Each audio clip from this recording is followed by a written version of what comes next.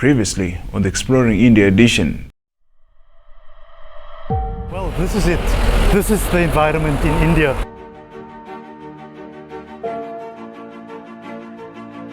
Coming in this place where personalities of this caliber. Lack of pupils all over the world visited here.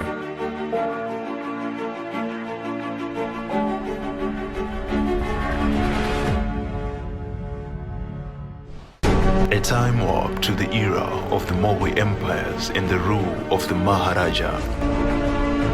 The Exploring India edition of the Faizal Saint show takes you on an adventurous journey, immersed in rich culture and history. India is the epitome of wisdom surrounded by history. Explore the bustling streets, the cuisine, and the life and path treaded by sages on this epic journey through India.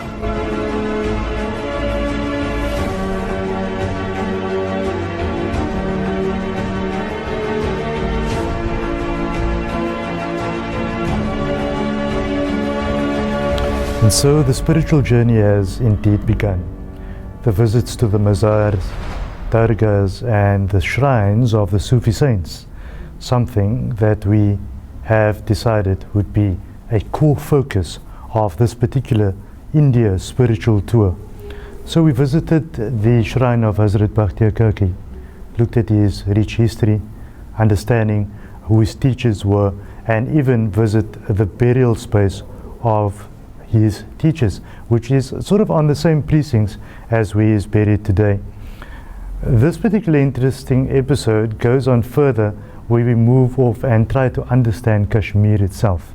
So Kashmir, if you recall from a previous episode, was not a location that we could visit due to political unrest. Well, we managed to get a part of Kashmir at least. Mansoor, our tour operator in India, took us around to a store that created Kashmiri items, and those included carpets and handcrafted items, which to your delight you'd be quite amazed at. We also got a taste of Indian hospitality. So the store that we went to offered us some lunch and we really enjoyed that. More coming up now. It's the first time to India and this bazaar. Very peaceful. We get a sense of peace and comfort here. I also thought it would be very much busy, but people, very little numbers, so I feel like it's a very peaceful environment. I think you can only try and imagine what it would have been like in those years. I mean, like, if you read the history of these awliya kiram, they've accomplished such great things and so much of miracles, and you just wonder if we can just see a glimmer of that today. I think that will make a world of the difference. We've now come out of the mazar of Hazrat Bakhtiyar Kaki, and in the surrounds, like I told you, there is lots of passageways, lots of rooms, separate rooms, and like I mentioned before, there are structures that appear to come from different time zones. Now, here is the mazar of Hazrat Qazi Hamiduddin Nagauri, the teacher that taught Hazrat Bakhtiyar Kaki the Quran. And that's just sort of one level up to my left hand side. So people are coming inside here at the same time. This is just perhaps one of the treasures that you find around here. I know that there are others which we're going to visit now. This is the pathway that leads down and back out from Hazrat Bakhtiyar Kaki. All along the way, from the top right to the bottom. People are selling the chadars, people are coming up to you all the time. It's money, they charge to store shoes, they do all kinds of things. So again, my advice to you, excellent, lovely culture, but watch out for those kind of things.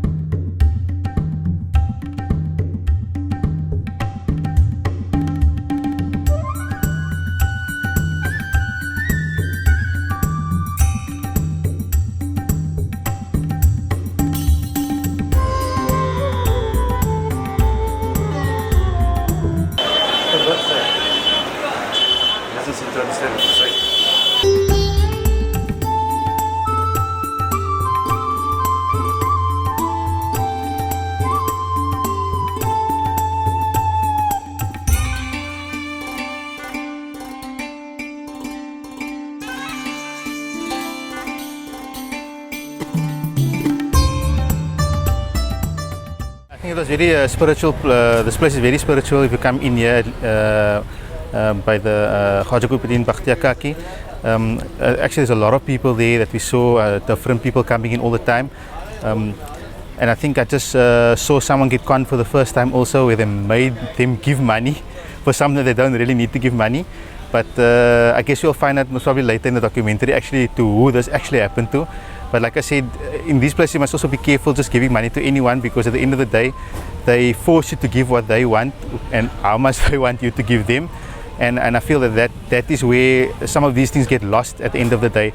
But the experience here, like here where we are now, we just left. I think it was a great experience, and to meet certain people that also gave us a bit more than what we expected we would have got at this place.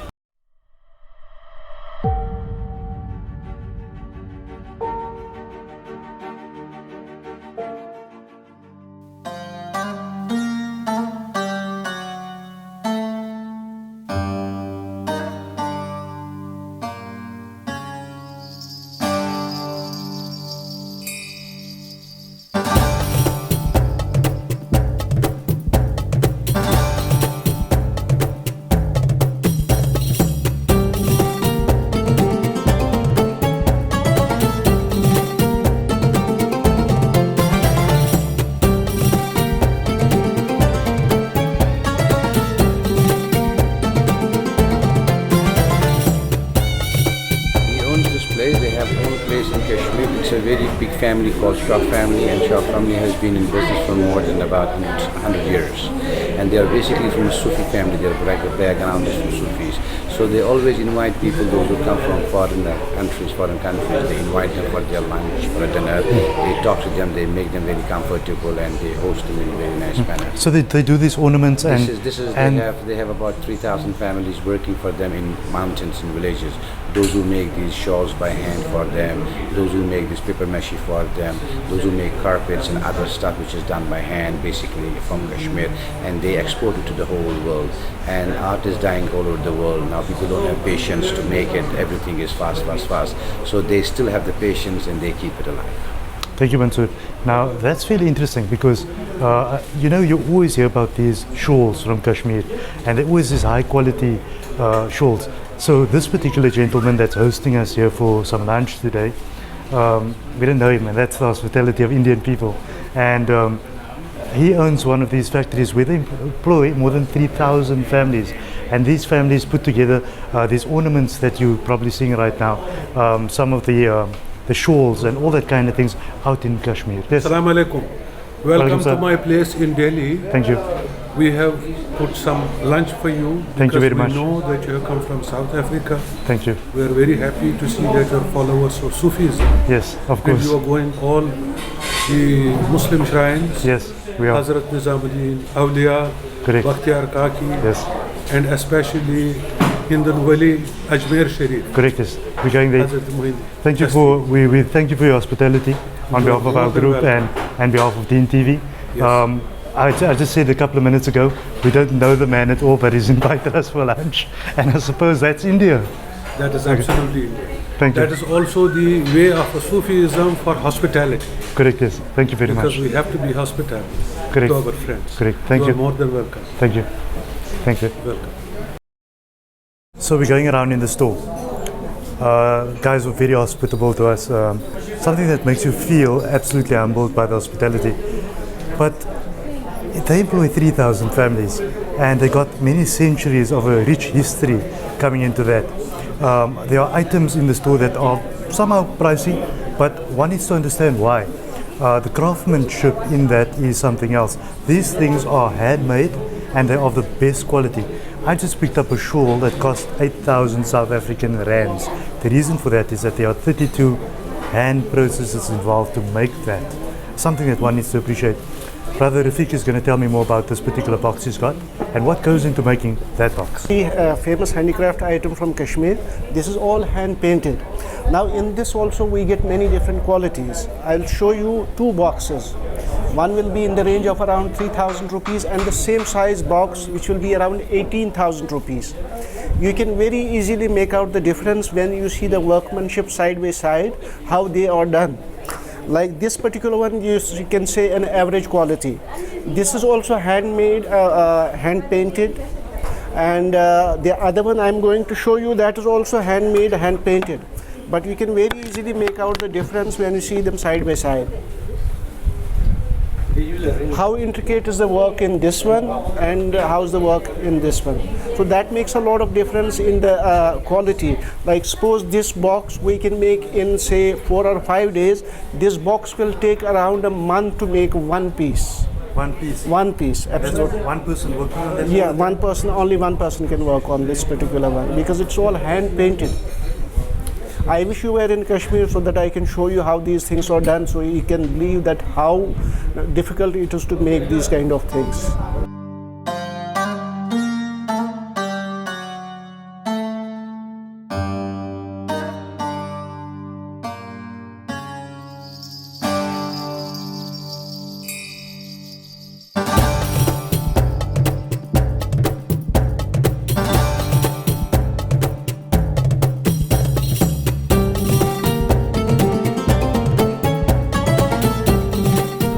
Rupees is our retail price, and almost same size box here is 18,000 rupees. So there you can make almost 4 times more. So you can make out how much workmanship is involved in these kind of things.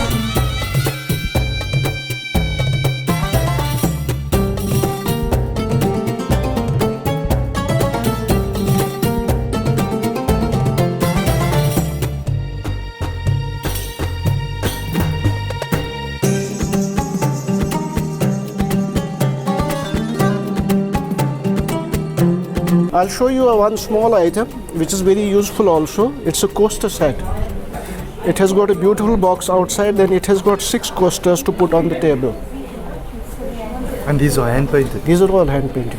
Now, I would be too afraid to use a hand painted. When you come next time to Kashmir, this time you cannot go there. When you come next time to Kashmir, I'll show you. I'll take you to. It is not factory. You can say at homes we have 15-20 people at one place working, and you can see how these things are hand painted there. Well, behind me are those hand painted things, and like I said, Rafiq just told us all about that. What stands out for me is he showed us this hand painted coasters that you normally put on the table, put your drinks on that. I must admit, looking at the intricacies of the hand paintings, I would never be able to put that on the table for my guests, no matter who they are.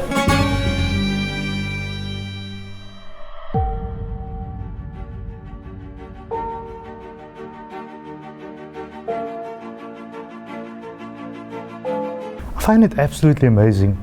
How does one spend all that time hand printing and hand painting those particular items? When you have those in your hands, you come to realize that cost is obviously not a factor, because the amount of labor that's gone into all of that is astounding. So we have to find out exactly how to make carpets in India. Something that Vicky Shaw said to me was that the particular machine or loom that is being used to create and hand make those carpets were similar to those that were used by Mahatma Gandhi. This is going to be interesting. Part of that entire tradition is the carpets.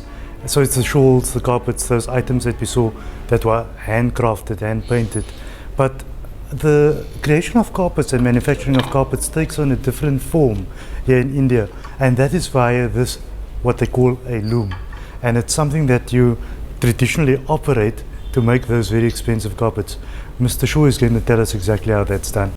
You know, handmade, the tradition of the carpets, how it came into Kashmir was from a Sufi Saint, Hazrat Amir Kabir, renownedly called Shah Hamdan, means the king of Hamdan.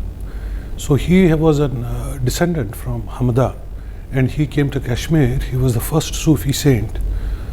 By his preaching, majority of the people became Muslims, which is situated in Kashmir. So all the artisans were brought along with him, because he came twice to Kashmir, and he bought all artisans for making shawls, carpets, paper mache, all the products, so that the people of Kashmir could generate a revenue for themselves besides cultivating as farmers. So that was about 600 to 700 years ago, and the shrine is still there.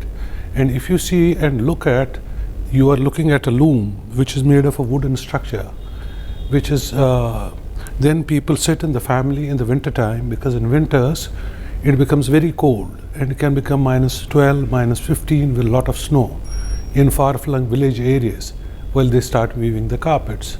So they are made in the families, not like a one factory.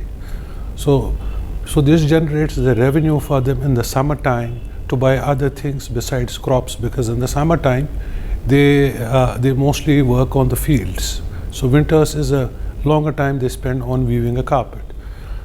And a family can be 8 to 10 people. It can be father, son, grandson, and all the family will sit together in the winter time when it's very harsh cold. So now when you look at the carpets here, the technique is in an 8 interlock, which is one of the finest that you can see. And we use silk from the mulberry trees. We have a lot of mulberry trees in north part of Kashmir, where you can find the silk material, like from the silkworm, and that is how we spin it on a charkha. If you have seen Mahatma Gandhi spinning, so that is how they do it. And after that, it is taken for dye, and then we decide a design. In each villages, they make separate designs. Each village can adopt about 10 to 15 designs, which they've been doing for hundreds of years. Now with new technology, the colors keep on changing, because earlier they used to have rainbow colors, which was very traditional, but now the colors have become quite vibrant with new technology. And now with the internet age, we can have the designing done, but the technique for weaving of the carpet is the same traditional, which was 800 years ago, by hand knotted carpets. So either you can get a silk carpet 100% or a woolen carpet from Kashmir. So that is one of the biggest novelty. And in fact, for the matter of fact, a lot of people still come here to India and they buy silk carpets, mostly also the South Africans. They are fond of it. So we have a market there as well, where people love and appreciate our art and product. Now, if you look at these two tools, these are one of the most traditional tools, maybe 700-800 years ago.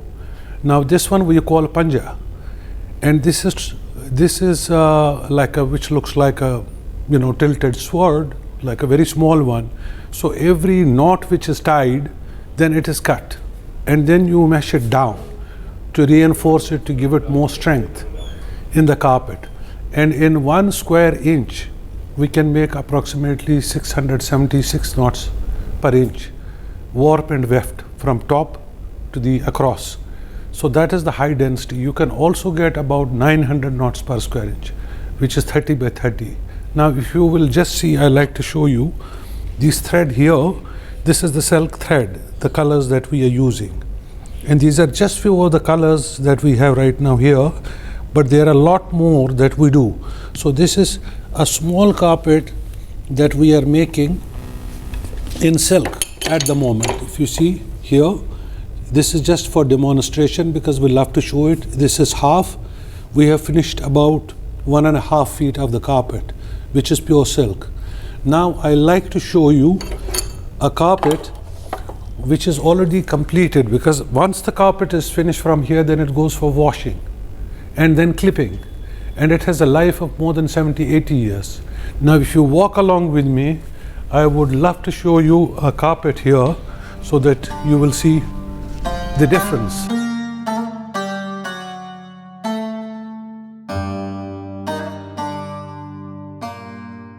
Put out some carpets for you to see the designing and the color combination. Each carpet has got its own name and design and the origin in which a village it is made. For example, if you look at this one particular carpet, it is called Shalimar design. That is from one of the famous Mughal emperor who made Shalimar. If you see in a Google, you can see there, it's a famous garden. So this depicts that particular. Now if you come onto this carpet over here, you can see the colors, how nice and vibrant they are. This is called Guldan. It's a Persian name which means full of flowers, or a flower vase. That is the beauty in this carpet. As you go along, now we have seen, now if you come along here, and you will see this particular one with a green color in the background, which makes it very unique. These are all 100% silk on silk carpets. And this is more like a geometrical design. This particular carpet here, if you see, all square is depicting its own design, and certain places you will see like a flower going up. It's called tree of life. So all these carpets have got a lot of details, workmanship. Now I love to show you, when you determine the quality of the carpet, if you see the back of the carpet, how fine it is as good as the front. And this one is 900 knots per square inch, which is one of the most finest that you get to make, because the higher the number of knots, the clarity of the detail and the flowers are more clearer, and you will see the clarity in a carpet much higher. So this is basically one of the big industries from north part of Kashmir for handmade carpets, which keeps us going on. And we have clients all over the world, including South Africa as well, where people are connoisseurs and they love to have our silk carpets or woolen carpets from Kashmir. I was standing by when Mr. Shaw was busy speaking. I'm amazed that there are links between Sufi Saints and carpets, and then I'm amazed at how these things are made. And he spoke about per square meter or per square centimeter or inch, so many knots are made in there, and when you turn the carpet around and then the print looks the same, this means that this is the genuine and the real deal. Now, I hope you've learned something more about carpets. So when you're walking around looking at those carpets that you just simply tramp on, be careful.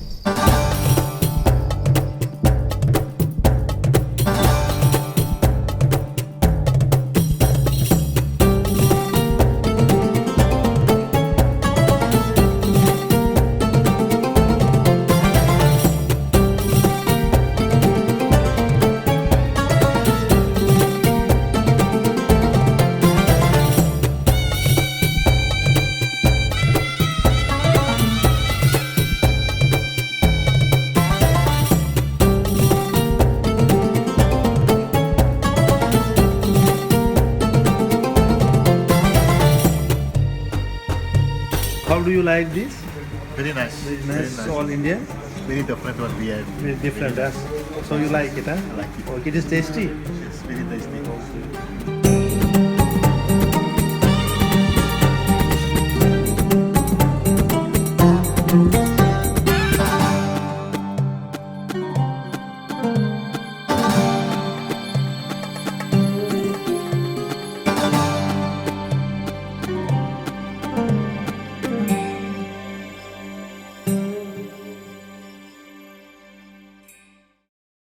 Who would have thought a link between carpets and Sufi Saints exist?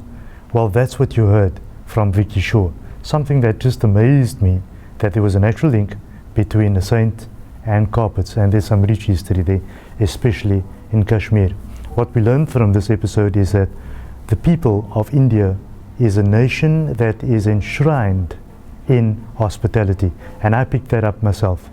As you move around in India, you realize that there are countries that you visit and people sort of don't give you a second look, or when you inquire about something on the road, they might be slightly apprehensive to do that. India is not like that. Everybody that you ask a certain direction, if they can understand you, of course, will be very happy to help you out. It's just the hospitality of India. Stay tuned for the next riveting episode of the India edition of the show. Don't forget to visit the website for upcoming information about the show at faizalsaid.com.